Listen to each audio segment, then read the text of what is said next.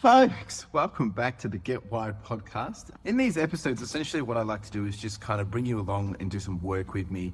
And while I do that, essentially we're chatting, we're working, we're doing different things, talking, most things about business and reselling.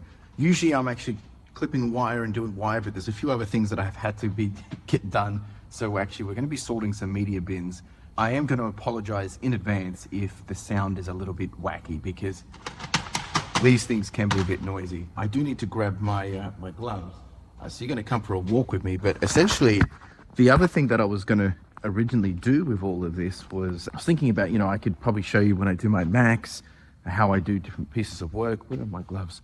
And I was thinking about that, but then I realized, well, hang on, I need my camera to be able to take photos of things and all that jazz. So it didn't really work out that way. I don't know where I put my glove there. It didn't really work out that way. So I figured there's this that I need to get done. I need to do this because I really want to get it. I was going to have my photographer do it, but he was out today, just not feeling well. So I said, you know what, mate, don't come in. Please take some rest and I'll just charge on. So if you are new here, appreciate you being here. Today's topic is kind of what no one tells you about when building a reselling business. And we're going to dive into that a little bit, but just to give you context of these bins. So essentially, this is what a bin looks like. It comes with unsorted media. Sometimes there's diddly squat in there. Sometimes there's some really good stuff, but I have to sort them into two different types, into CD or like into disc versus tape. So that's what we're doing today.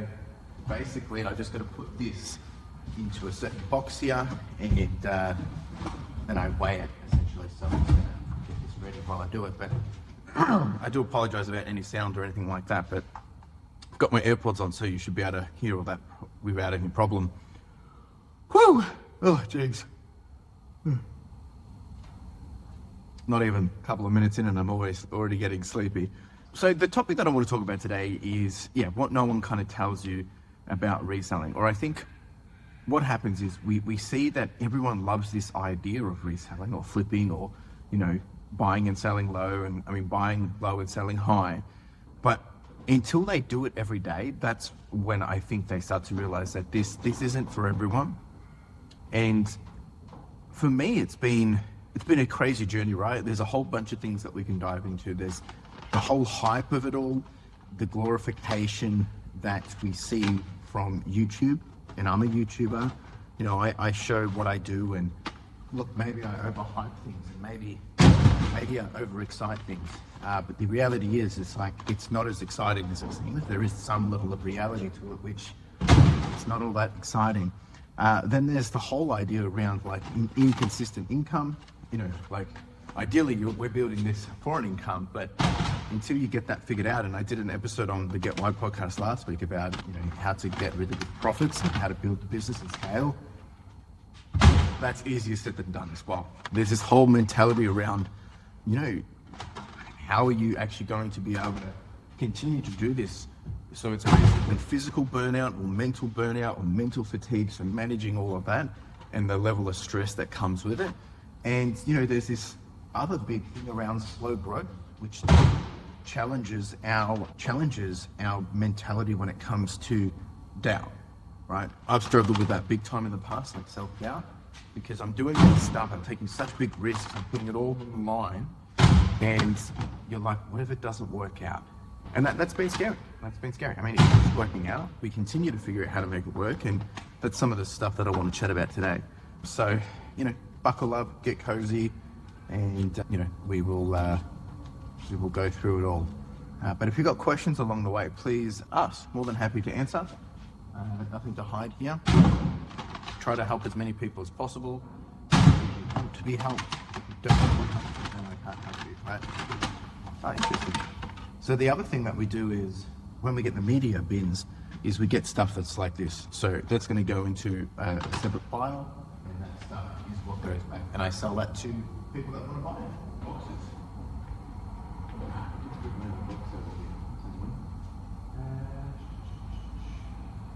Don't want to go too far because I don't want to disconnect from you. I'm just putting this one for now. See, this is the reality of it, right? I talk about all these things that I'm doing. We're going to have this. It's going to be really good systemized. We haven't got the systems yet. We're still figuring it out, and that's the reality of it. I'd say, you know, there's all these expectations and ideas in our heads. Sometimes it's not as simple as we expect. So that's the reality of it. There's a little entries. That's cool. I think this samurai jack is actually empty. I hope it's not. I think it is. That would be annoying if it is. Oh no, it's complete. Beautiful. All right, so let's talk about this. The first thing that I want to talk about, I've got some notes here so I don't get off topic. The hype versus reality, right? Now, ever since I started reselling and how I got into it, you know, I've had an interest for it already, but when I wanted to turn it into a business, I basically jumped on YouTube and I was just seeing who else was doing it. And the hype, like, it was exciting. Everyone was making it look so easy. A lot of people talking about it. And back then it wasn't so saturated either. We're talking 5 years ago, so much more opportunity. I mean, there's so much opportunity now, but what I mean by that is there was so much, I guess, less people doing it. It wasn't saturated. There was more opportunity to make quicker flips, and the op shops were still pretty priced low and all those different things. That's changed, right? But there was this, you go see other people do it. They show you the highlight reels.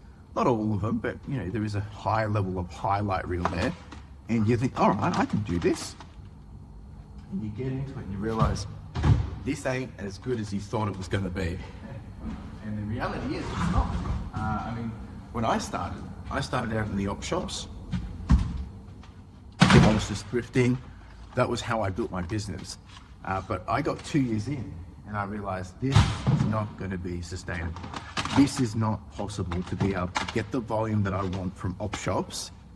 And I wasn't doing clothing, mind you. It just is not going to happen. And we were doing books and media, and you know, I got myself in so deep with books that we were just buying, but we weren't selling. We were probably averaging maybe 5-6 sales a day, not even. So there was this, a level of doubt there that this is not going to work. So when it comes to those kind of things, you've got to be willing to adapt. You've got to be willing to change things up a little bit. And a lot of people aren't. But if you adapt, figure out how to do it, like what am I going to pivot to, you can continue on. You can make it work and you can build a really beautiful business. So the reality is, though, it's like 90% of the work happens behind the scenes, right? You know, I can show you what I'm doing. Like, that's why I'm trying to be more, and I'll get better at doing this, at showing what I'm trying to achieve here. Doing these media bits, helping you see what it looks like. And it's not as simple as, you know, just filming it all, because you still have to do the physical work. But there's also the mental side of it where you have to solve for it. Now, my business is a little bit different, simply because I've gone beyond the traditional sense of reselling of what we see online. In the sense of go to the office, pick up some items, flip them, and then make some money, and then go back and do it again. But outside of that, you know, like I'm building business with other businesses, we're signing contracts, we're doing deals, and I'm trying to build a business that isn't reliant on the traditional reseller model. But that was just the way that I started. So, you know, when I took over this e-waste business, you know, this is a managed service. I have to have things done by a certain time. I have to, you know, fulfill a certain need, fulfill a certain service for them, get a certain result. That's what we're trying to achieve. You know, I've said what we can achieve. I've committed to doing that. I've taken on the risk to do that. So all these different things. So there's that mental capacity which I think people forget about as well. And it's not here to say that I've got it all figured out, because literally I've just said before that I'm, you know, some of this stuff I'm still figuring out on the fly, and that's okay, right? So reselling is a business. It's not a hobby. It can be a hobby, but if it's a hobby, there's going to be this separation in your ability to be able to thrive if you get stuck in just a hobby model, right? And yeah, so that's all I'll talk about, a hype. If you think there's a hype, let me know. And what's your reality when it comes to it? It's long hours, it is a slog, it's a grind, but that's why I've been really bullish in just outsourcing so much. The amount of the amount of people that give me the backlash for outsourcing stuff and paying someone else to do things, I don't think those people understand how to run a business. If you're running a business and you're doing everything, the business is going to fail in the long run because you become at full capacity. Now, I'm not saying you can't be successful and have a really good business, but there'll come a point in time where you can't do any more. You could maximize, maybe you can do 100 listings a day. Maybe you can source 100 items a day and list 100 items a day, right? But that's going to be your cap, right? Without bringing in software, without bringing in extra people to help, without bringing in new tools, without purchasing stuff that's going to increase your process, then maybe you'll be able to do more. But again, you will still cap out at a certain amount. Then you still got to do postage, you still got to manage customers, you still got to just build the business, you still got to do your financials, you still got to do all those different things, right? So by me outsourcing as early as possible, the cost has been brutal. Then we're going to build the model on top of that, knowing that if this is the basic bare minimum cost that it costs to run the business, how do we now just do more on top of it? And in the long run, I think it will win. And, call me out. Maybe we'll be back here in 3 years and the business hasn't really grown. But my thinking is hopefully in the long run, we're actually on track to do $40,000 this month, and we're probably going to land maybe around $8,000 profit. That's if things keep the momentum that they are. Now, with that in mind, it's what? It's not much. That's 20%. So at this month, I think we're actually going to land about 15%. So if we do 40,000 times 15, right, we're looking at 6,000, right? So let's just say that, let's keep it real. So, right, what is going on here? I put 40,000. Yeah, 15%. So we're more likely to do 15%, right? So if I did 100,000 every month and I'm doing 15 grand profit, I'm pretty happy with that. That's essentially where we would land at 15%. So that's really the approach I'm looking at, because the idea is you're building a machine that is able to just turn things over, pay for the people that are running it, and then you're able to obviously enjoy the profits. But that takes time. That scale takes time to build, and I'm happy to build that out. Anyway, we get off topic. So the next thing that we have here is that I want to talk about is it's a good segue into inconsistent income. Now, I've shown charts before. I've shown that it's ups and downs. Things are all over the place. It never really stays consistent.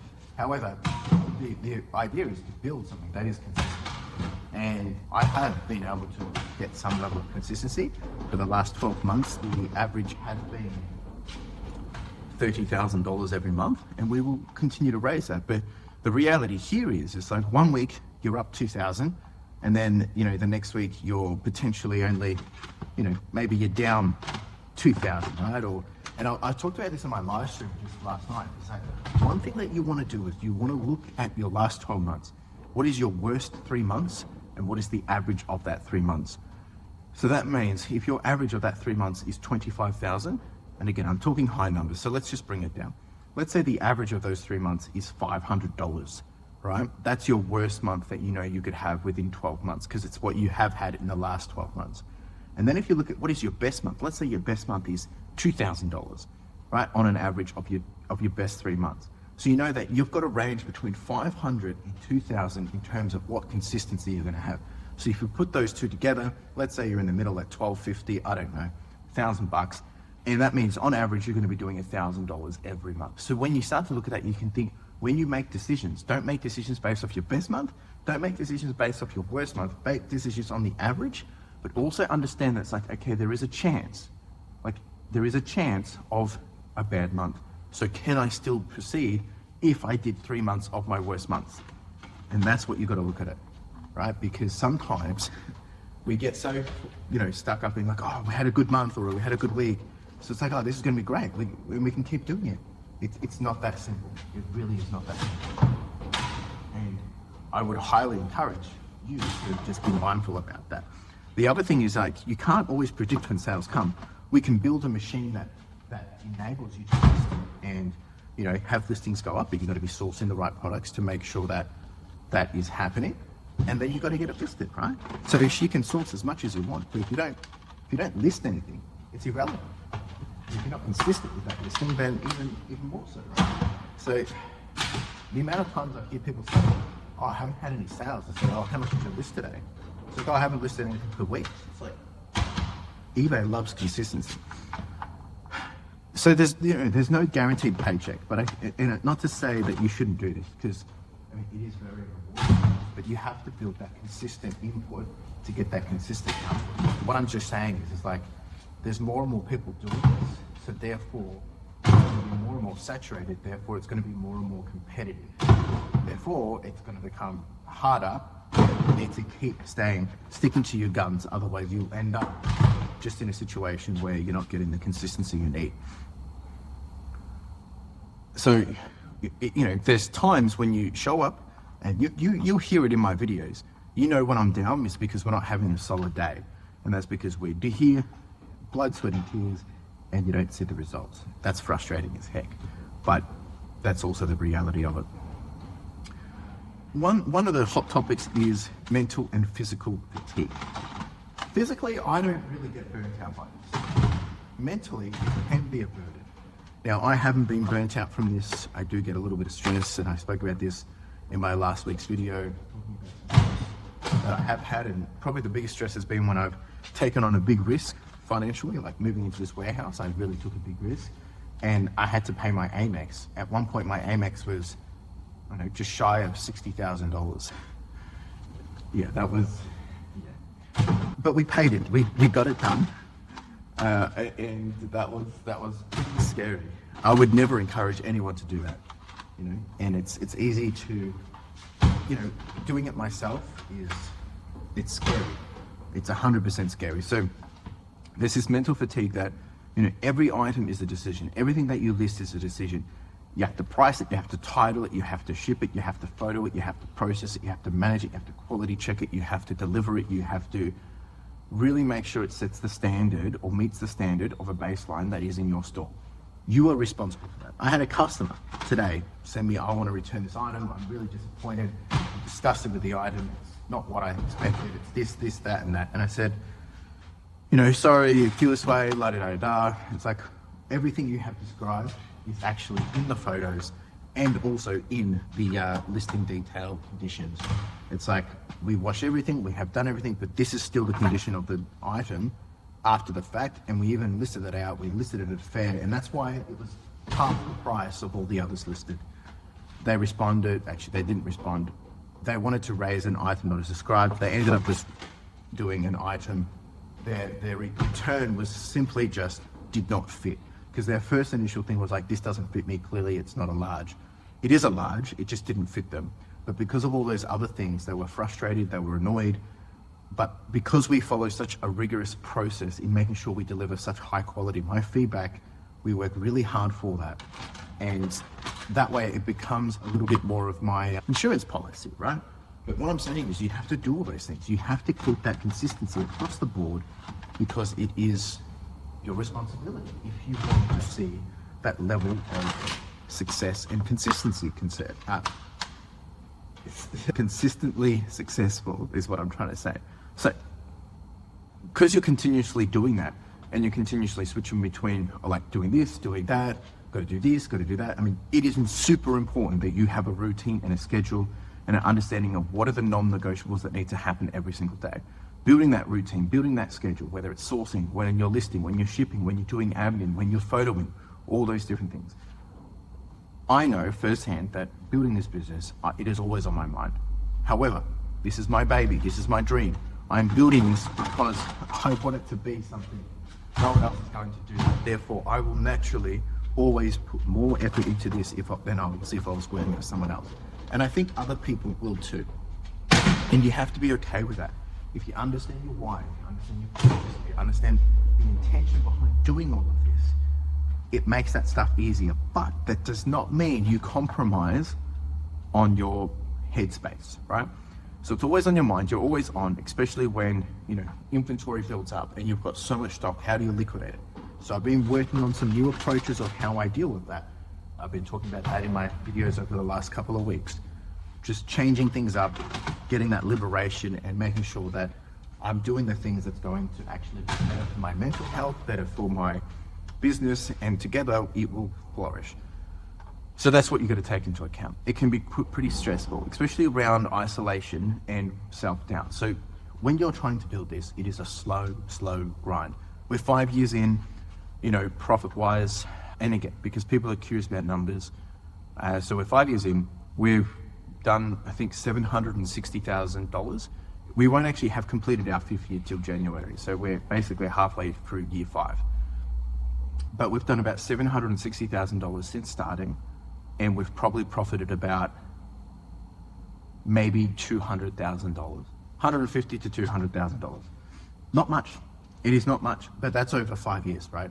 And when I look at it from that perspective, if I am able to, in the longer run, do $750,000 in 1 year and get $250,000 in my pocket, I'm down for that. But that's essentially what we're trying to build. So again, just giving you a perspective, it's taken a long time for us to get that right. Now, again, the way I've done my model probably isn't the way that everyone else will do the model. And that's okay. That's the whole reason why you build a business that suits your lifestyle. You build a business that suits what you're trying to achieve. You build a business with what you want, right? So let's talk about slow growth and self-doubt. Building real system takes time. Me doing this, finding better ways of doing it. I have to do reps to understand how to make it better, right? Watching others grow faster really does trigger imposter syndrome. One thing that I've always struggled with is, probably not in the reselling business, because I would like to think I'm definitely in the top 5 in Australia. That's me tooting my own horn, but that's the way I see it. I mean, the ones that I can visually see anyway. So that's me just comparing visually from what I see other people documenting and sharing. I've been the top 1 men's button shirt seller for probably 5 times now in the last 5 years. Same for active shorts, and I've been 2 for jeans once, and I've also been for sweaters and jumpers. I've been in the top 3, but we probably have 3 or 4 categories which we jump between 1 and 3 every single month. So we're up there, right? And you can get that from the quality listing report. But watching others grow, more so on YouTube, that's where the frustration is. Because coming back to that, hype, there is this hype train around reselling, and I think that has built this wrong perception of reselling. So when people see the way I'm doing it, and it's not as sexy, it's a grind work, it's here we are just literally doing this, it doesn't really seem viable for many. And it's not. But for me, I can see the big picture of this. It's well worth it for me. But, there is that self-doubt, and you challenge and you get challenged by it. But the question, we end up asking ourselves is essentially, am I doing this right? Should I go back to a normal job? Or what if it doesn't work? Now, I have never, ever once in the last 5 years thought about getting another job. I'll be frank there, I've never needed to think about that, because I'm all in on this. But the reality is I know a lot of people have, and please know that if you get into this, not with the intention to see it out for the long term, that's okay. I'm going to figure this out one way or another. We're going to make it work. We will continue to pivot. And I'm listening to a book at the moment called The Hard Thing About Doing Hard Things. It's so relevant, it makes you realize that if it's your pride, joy, your love, blood, sweat, and tears, you will do what you have to do, the right thing, to get it done. And that might mean more work. It might mean pivoting. That might mean adjusting. And that is okay. But what I'm trying to say is you're always going to have this challenge of, am I doing this right? You're not going to know till you give it a go. Progress will always come with consistency, not speed. Now, I have purchased myself speed in time, meaning by getting this warehouse probably earlier than I needed it is helping me to grow quicker. Literally, before we were doing this, I don't think we had done a $30,000 a month. And then since being in the warehouse, we're now averaging $30,000. So it has elevated because it just opened up more opportunity. But again, it doesn't mean that it's always going to pan out that way. Definitely things you've got to take into consideration. definitely things that aren't always as we suspect. All right, let's keep going here. So, isolation. The other thing is you'll find that doing this, you'll end up in isolation a lot. I found myself at the start doing a lot of this by myself, and then once I outsourced and had more people with me, it changes the game, right? You've got more people doing things for you.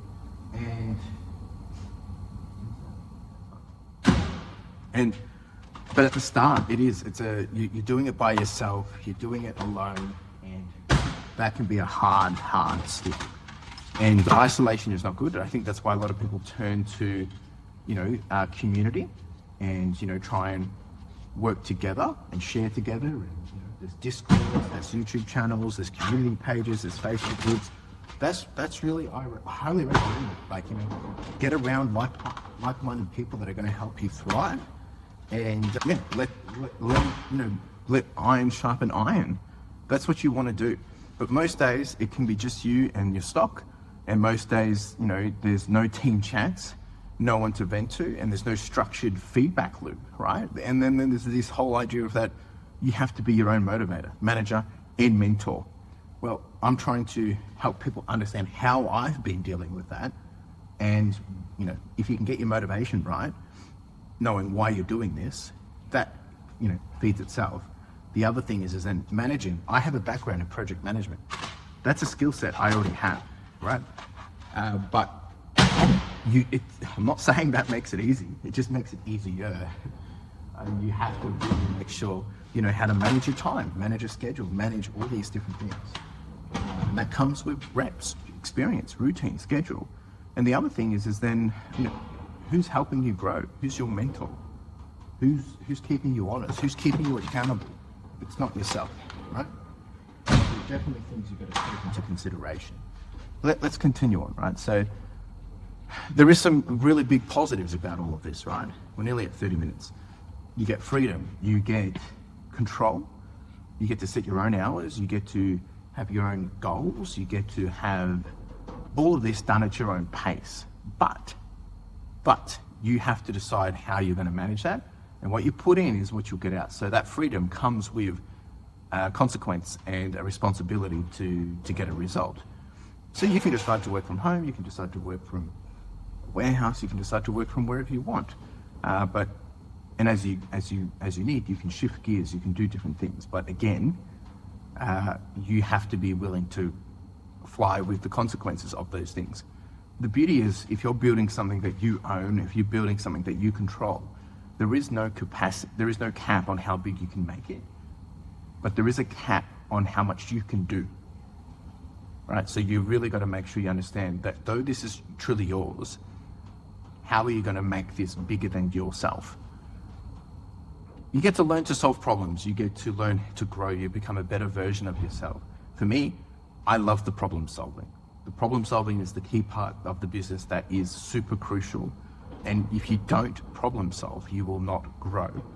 And my role eventually will become more of focus on problem solving, strategy, and direction. And let the team do stuff better than me, right? My photographer, like absolute charm. Photographer number one. Don't have to think about it. She goes above and beyond. She's proactive. She does all the quality control, all that stuff. It like seriously, so good. She pays for herself. So all of this, it's more than a hustle. It becomes a craft, right? And you get to build that.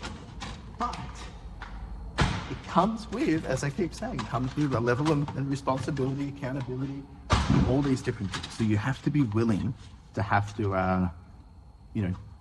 those things take place, right? Those responsibilities and consequences. I'm getting distracted. So, you're building something that is yours. So every SKU that you list, it adds up, right? You build an absolute machine. We've got 5,500 items, and that's taken time. Every system you create is a step towards better independence, but it takes time. And then the other thing is you're building a real business. We're not here just as resellers and flipping items to make $500 on the side. Maybe you are, but for me, I'm trying to build a long-term business. If you're here just doing it as a part-time gig, kudos to you. Please do not take this the wrong way. That is seriously so good that you're able to bring in this additional income while working full time. For me, it wasn't going to work. I wanted to be able to just stay focused into building this. So you can't compare the apples to apples. But if you're building a real side hustle, if I was doing that and I had the ability to do that, now that I know what I know, I would have probably stayed in my job if I knew what I knew now, right? I would stay in my job and I would then actually build the business with me doing not a single piece of work other than just strategy, direction, and, decision making, and just pay other people to do everything. The reason why is because I think in the long run, it's high cost operation at the start, but in the long run, you get it right, you literally don't have to do anything and you can just build you're basically buying a business. Invest $100,000 and build the business that way. You've got to have $100,000, but that's the way I would do it. I would build it, I'd learn what needs to happen, and then as soon as I know how it happens, outsource it. And it's like, okay, now let's work on getting the next thing right. There's so many tools, so many applications, so many workflows to be able to do that. If I had a full-time paying job and I had the ability to do that in my time, that's probably the way I would do it. Because for me, I like to just go bang, bang, bang. I just don't like the slow grind. That's why here, as soon as we get, comfortable, I like force more change.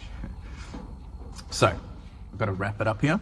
Getting a message. So, like this episode, it's not here to scare you off. It's not here to say don't do reselling. It's not here to say that you shouldn't do it and it's not for you.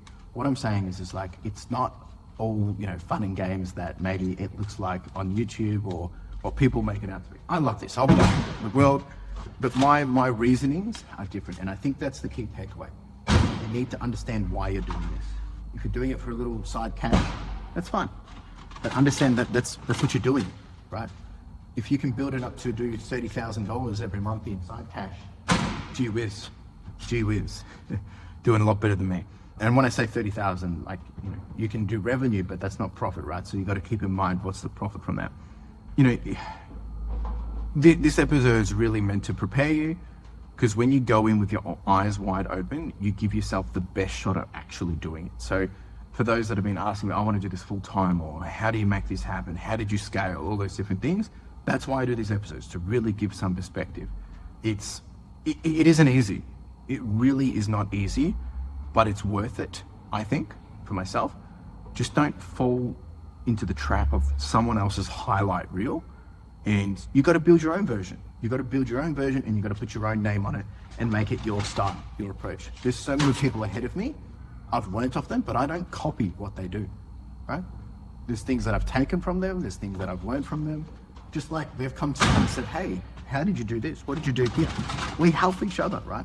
No one has the perfect result. I don't have the perfect business, but I do have a business that's perfect for me. And it's going to continuously get better as I continue to make it better. Right? I mean, that's the way it works. So, a couple of little things I'll leave you with. If you're in the trenches building a business right now, a reselling business, I see you, I feel you, I get you. I'm always happy to answer any questions. You have a question, you need help, I will help you get the answer. I might not give you the answer, but I might tell you where you can get it, and reach out, more than happy. And if you want to continue the conversation, more than happy to do that. And yeah, I just think if you're doing this, I get it. There's a lot of frustrations in this, but don't give up if you want this. If you don't want this, don't do it.